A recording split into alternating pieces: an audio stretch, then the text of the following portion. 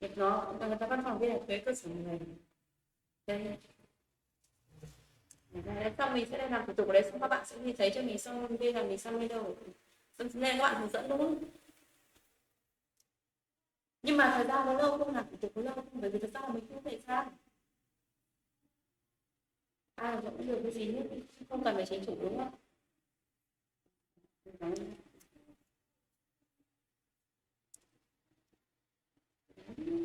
Mình cứ điện thoại với các bạn mình, hai lần mình xem là đây này, cái đất của nhà ông là tính mua bây giờ ông chưa trả thuế lần nào cả. Ừ. Ừ.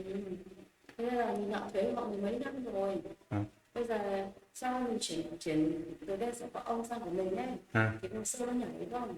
Rồi báo bây giờ